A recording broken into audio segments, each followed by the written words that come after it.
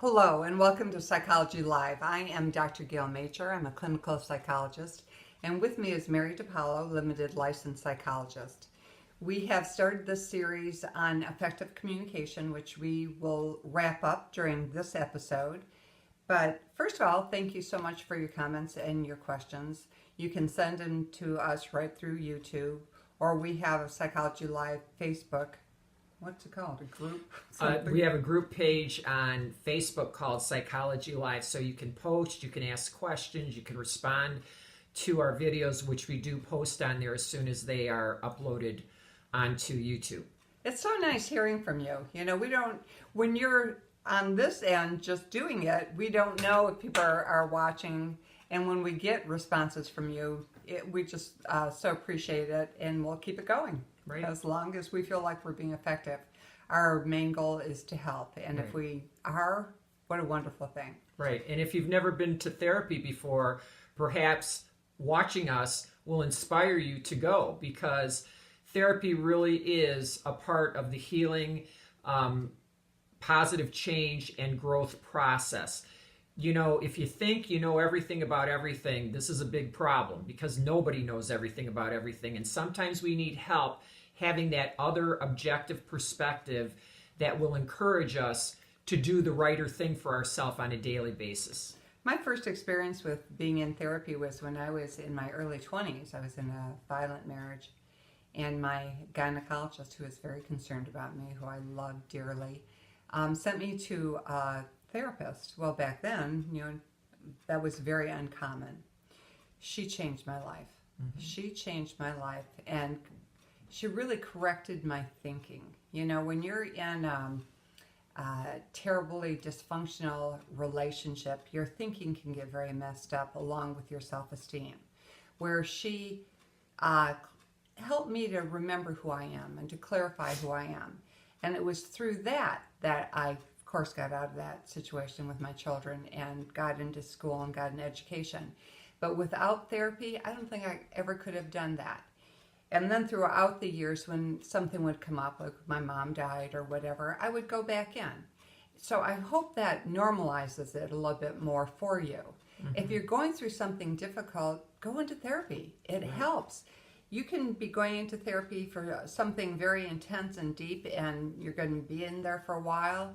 Or it can be a short-term therapy. Like when I was grieving over the loss of my mom, that wasn't long-term therapy, but I needed to process it with someone who is objective.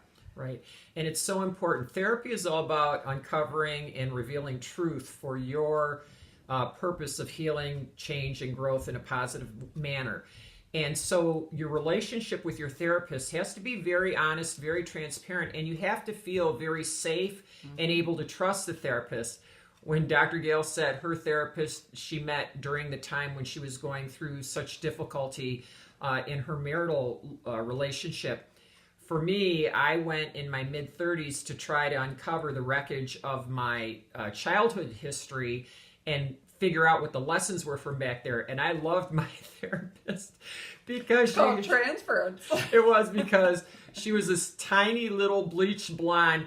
I sat there like this and talk like this, like we're in a bar somewhere, which that was good with me, because that was my people. You know, that's the kind of people I'm used to. So she'd go, I came here, what you got to tell me this week? And it's like, okay. And so, God rest her soul, I hope she's still with us, Jackie. But she really encouraged and inspired me to tell my story, which I think was a good year worth of therapy, just getting it out, what happened to me. I often tell people that they should therapist shop. Not every therapist is for every person, you know. And like that woman, sounds like she was a good match for you. For me, my first therapist was very maternal, and I needed that. Although I've seen other therapists, and there have been times where I would go in for therapy for some reason, and I knew it wasn't a good match. Mm-hmm. So that would be the end of that. So you make sure that it's a good match for you at that point in your life when you go in for therapy. But nowadays, therapy, of course, is common, and almost everyone has a therapist. But if you haven't, what is more interesting than learning about yourself and finding out who you authentically are? Like wiping away all the defense mechanisms, wiping away all the faulty thinking about yourself, and just getting down to who you are. Figuring out who you are and what you want your life to be. Okay, let's So get on. now, Yes. we were talking about all of that in our most recent sessions on effective communication, but we figured that what was important to talk about today was about how we also have to learn how to be able to graciously accept without going right to, attack mode, those responses or communications that come our way that we don't want to hear or that we don't agree with or that we don't like. We have to learn to graciously accept other people's no or maybe later answers. Because so often, we say everything we do with the intent of now you're going to tell me what I need to hear so I get my way in this scenario. And you'll do what I want you to do. Right. And many times when we're in communication with someone, if we are really listening to them, not just listening to come up with our answer, then we can identify more clearly what they're saying to us. And sometimes when an answer is no, it's no for a reason, and it makes sense. But if all we hear is no, we become defensive. Now, I got to tell you, if you've never watched the old movies on TCM, the Classic Movies channel, I'm going to tell you, watch a few written in the 40s and 50s. You know why? You're going to learn about effective communication on blast. Nobody said stupid stuff. Nobody accused the crap out of each other in this rambly-mambly kind of way that goes on now. People said what they meant what they said, and they didn't say it mean, except in few instances. But generally, people really understood each other, confronted each other, dealt with each other in a very appropriate way. There wasn't all of this, what I call, and we refer to in the business as rejection-based responses to each other's comments that they don't like. Well, it's that defensiveness that's the not really hearing. When you're not able to express your own genuine feelings, like figuring them out and expressing them, there's an assumption about what someone else is saying to you too. It's like it's all in this gray area instead of being very black and white, like this is what I feel and think, this is what I feel and think, so that you can operate off of that versus these assumptions that are going on. But many times with a partner, with a child, with whatever, we're not going to get the answer that we want, but it doesn't mean it's the wrong answer. Many times it's the right answer for them, and we need to hear it all the way through and let go of these preconceived ideas of what we have, of what we think they should be saying or doing. Especially with our children, as they grow up and they move into adulthood, we have this idea of how they should be, when we should hear from them, all of that. And I have told so many of my clients, and speaking to myself too, you have to let go of that. You have to let your kids now be adults and hear what they're saying. And if they're not coming over for Thanksgiving, you accept it because there's some other reasons. There's something else they're doing, rather than staying stuck in what you think the picture should look like. It's like, let go of those pictures. Right. With effective communication, as we've said now several times, you have to be completely honest, even when the honest communication is difficult.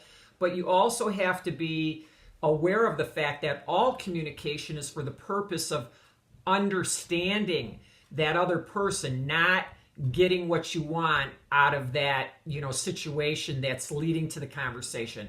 That being key, because when you're having conversation with someone simply for your own gratification, that would be called narcissism. Get rid of that and hear what they're saying. That's the important point. Hear what they're saying. If you need to ask some questions about what they're saying, that's fine, but not in a way that leads to an argument. Instead, it's you want more information. Okay, your child decides not to go back to college. You want to understand what's going on behind that statement. You don't want to blow up and stop all communication. You want to hear what it really is. And maybe that child's suffering from terrible anxiety. Exactly. And it's not right for them to go back to college that semester. Yes, that's so true. The one thing that jumps into my mind now as Dr. Gail is talking is how often we do things in responding to people that totally send a wrong message to them rather than the one that genuinely represents us. For example, somebody says something and you don't say anything, you're just silent. Do you know that other person thinks that you agree with them because you kept your mouth shut and you didn't say anything, in opposition to what they just said, that you may have found highly offensive, but because you didn't say anything, they're like, hey, yeah, they're with me on that. I find that the most occurs in politics. If you go on Facebook, or religion, or, sex, whatever subject, like they say, never talk about sex, religion, and politics, or you're in the soup. So bring them all up. So bring them all up. But, I read these posts and I just have to crack up because people are so passionate. I understand that. We're all passionate. But why do you think you telling me very abrasively what I should be thinking and feeling because you think and feel that, like, oh, in other words, I'm not allowed to have my opinion or my belief or my attitude that's different from yours because, people who do that and they're trying to, hey, I'm sorry, but opinions are like, you know what, because everybody has one. And nobody has the power to change my opinion or my belief when that's my opinion and my belief. I know who I am. If you don't, that's your problem, not mine. That comes back to graciously accepting who other people are and letting them be their own person. And you can have differing opinions. That's fine. Yes. I mean, people have them certainly about politics nowadays. There's so many different opinions. So what? Let people have their other opinion. Right. Don't try to make them be what you want them to be. Exactly. That is one of the key points here. We have to accept other people for who they are. Yes.